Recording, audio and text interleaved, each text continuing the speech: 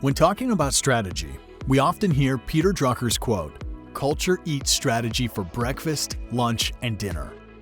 Many organizations focus on their strategy, hoping to create a strategy strong enough to overcome this idea. At Staticus, we don't think we need to choose. We believe we thrive when the two work together. Culture. That invisible, essential part of our organization that underscores the way we work and becomes so rooted in our daily practices, it can go unnoticed. And strategy. The roadmap of how we will achieve goals, make decisions, and create a competitive advantage. These two make a strong foundation. How can we achieve a strategy to grow toward 250 million euros in turnover by 2027? By living out the culture. When we started our business in 2003, we were a hierarchical company. Our structure, culture, and decision-making was top-down. Everyone was trained to do what they were told. That's a deadly combination.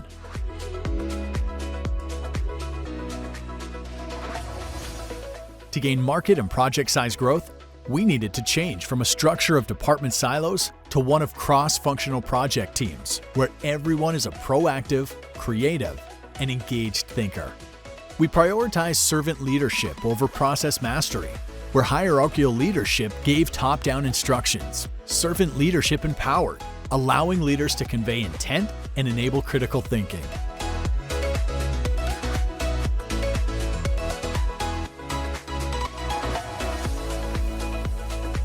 This leadership style extends to project managers, who are given project intent, then are empowered to execute, deliver, and work together with the team.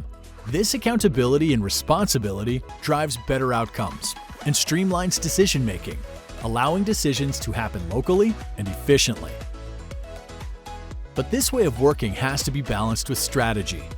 While each project team has its own mission, they need to align with company priorities. Project managers are empowered to delegate because they rely on two principles: technical competence and organizational clarity. With these boundaries, control can be securely provided to project teams.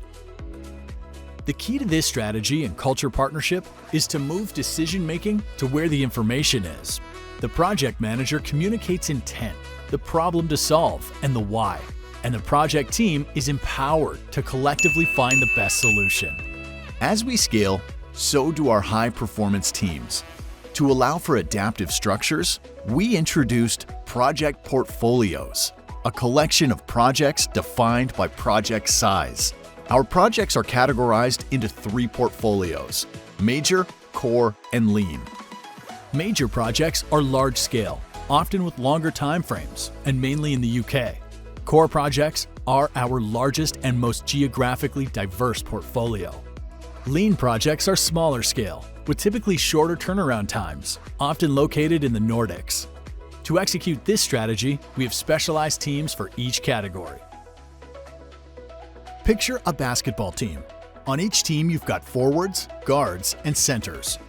Forwards are versatile and adaptable. They're large, but not as large as centers, who are the most powerful players, both scoring and defending. Guards are usually the smallest players, known for their creativity and speed. Winning teams play their best players in the right positions. Putting a smaller, faster player in a center position won't work, but move them to a guard position and they excel. Our portfolio-based structure groups projects together, then assembles the best players into project teams with the most suitable skills for the project type. We maintain our centers of excellence, where leaders focus on growing competencies of their teams, innovations, and workflows. This means they're the go-to person or a safe home.